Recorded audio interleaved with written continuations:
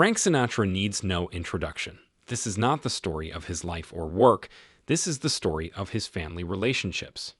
Frank Sinatra, the famous singer of the 20th century, and as befits a star, could not limit his life to one wife. He led a very free lifestyle. Officially, Frank had 3 children: Nancy, Frank Jr., and Tina. However, he has had many other women throughout his life, and some say their children are also by Frank.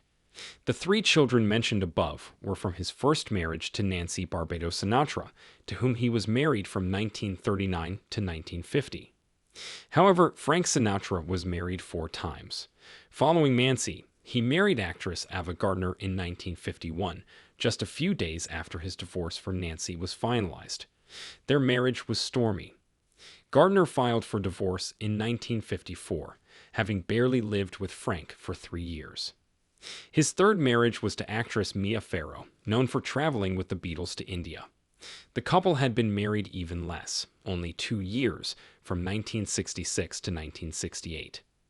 At the time of the wedding, Farrow was 21 years old and Frank was 50. His last marriage was to socialite Barbara Marx in 1976. Their marriage lasted until Frank's death in 1998, but he never had children with any of his wives after Nancy. However, Nancy, Tina, and Frank Jr. apparently remained close to their father, despite his affairs during and after marrying their mother. Nancy and Tina, in particular, put a lot of effort into drawing attention to their father's legacy, which was not too difficult given the scale of Frank's achievements both in music and in his personal life. Nancy Sinatra is a singer born on June 8, 1940. The eldest daughter of Nancy and Frank Sinatra, she recorded her first hit with the song "These Boots Are Made for Walkin'," released in 1966. It was followed by a version of Cher's song "Bang Bang, My Baby Shot Me Down." Nancy seemed close to her father Frank.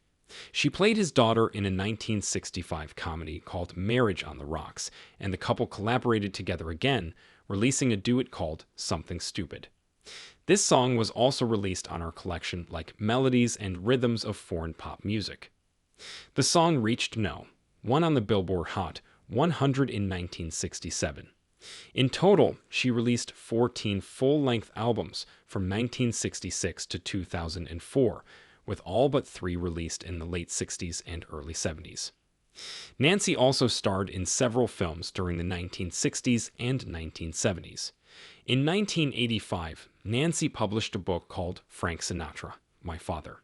In the 1990s, at the age of 54, she published an article for Playboy magazine to finance her album One More Time. She told The Independent that the decision made her feel nervous shock, but her father supported her. In 2020, the song These Boots Are Made for Walkin' was inducted into the Grammy Hall of Fame.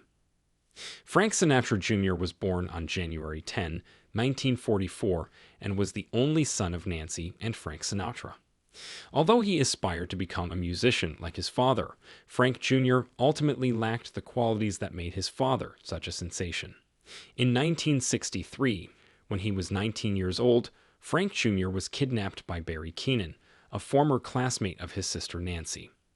According to the Washington Post, Frank Jr. did not like to talk about the incident and refused to discuss it throughout his life. He released his first album, Young Love for Sale, in 1965 and opened for several other musicians. Later, Frank Jr. was his father's musical director, although he did not like the open comparisons with their singing career. Frank Jr. had a strained relationship with his father, despite the fact that he imitated his performance style. Since the 2000s, he has appeared in several television shows as himself, including an episode in The Sopranos in 2000 and 3 episodes of Family Guy from 2006 to 2016. Also in 2006, Frank Jr. released an album called That Face. During the tour in 2016, Frank Jr. died of a heart attack at the age of 72. Frank Sinatra's third child, Tina, full name Christina Sinatra, was born on June 20, 1948. Tina tried her hand at entertainment as a producer on the 1990 television special Sinatra 75. The Best Is Yet to Come, and the 1992 miniseries Sinatra, serving as executive producer on both. Following in her sister's footsteps, Sinatra's third child also wrote a book. Titled My Father's Daughter, a memoir, it was released in 2000. Judging by the various endeavors she was involved in, Tina seemed to admire her father to some extent. When asked in 2000 by The Independent what she was most like her father, she replied, "The inability to sleep, and to some extent his temperament."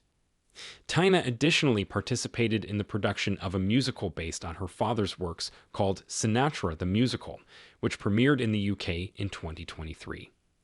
"We are creating something new for a global audience," Tina shared. "It was our goal to present Dad's music on a live stage so that all generations could learn about it and enjoy it." In addition to his 3 official children with Nancy Sinatra, Frank allegedly had several other unrecognized children. One of these children is Julie Sinatra, who officially changed her name in 2000 to Julie Lima. When Julie was 53, her mother told her that her father was a famous singer. Presumably, she is Frank's daughter from his brief affair with hostess Dorothy Bonicelli. Interestingly, actress Mia Farrow also fueled rumors that her son Ronan Farrow, an investigative journalist whose father is also Frank Sinatra.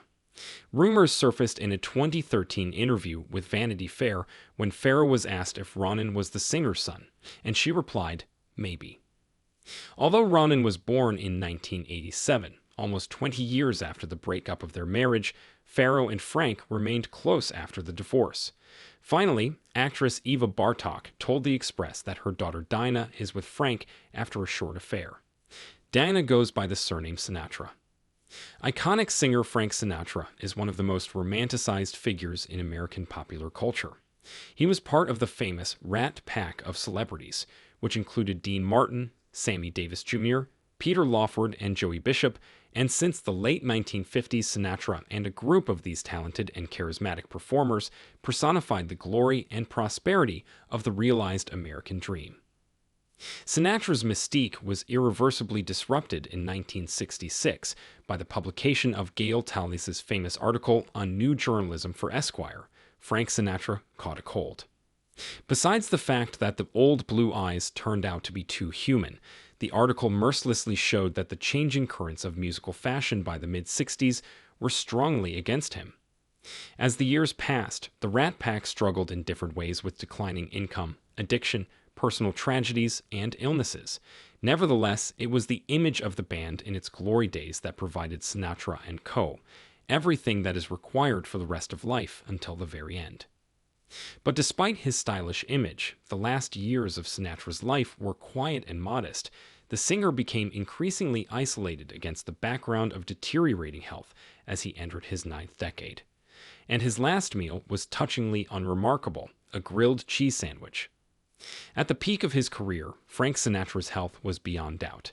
The singer was in great shape.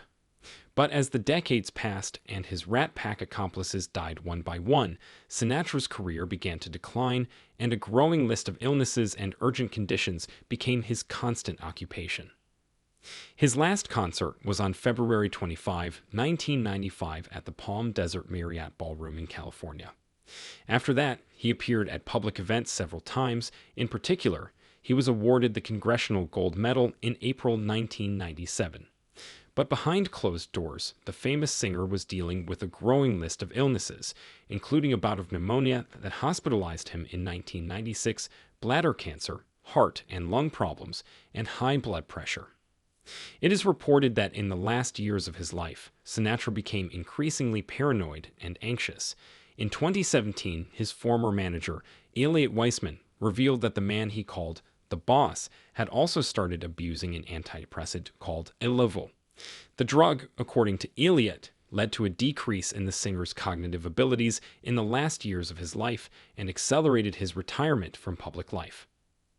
It can be assumed that one of the most successful singers of the 20th century will eventually develop a taste for fine cuisine, stylish dishes suitable for a person known for his style and class. But even in those years when he was at the peak of popularity, Frank Sinatra preferred to eat what he had known since childhood. His mother was from northern Italy and his father was from Sicily, and throughout his early life his diet consisted mainly of classic Italian cuisine. His favorite dishes were stuffed artichokes, fusilli with garlic and anchovies, and veal cutlets in Milanese style, and his favorite dessert was lemon ricotta. But on the day of his death, Sinatra ate simpler. For lunch, he ate a grilled cheese sandwich, which he ate in a wheelchair by the pool of his estate in Los Angeles. Later that day, he suffered a heart attack, his second in 2 years, and was rushed to Cedars-Sinai Medical Center in Los Angeles, where he died. He was 82 years old.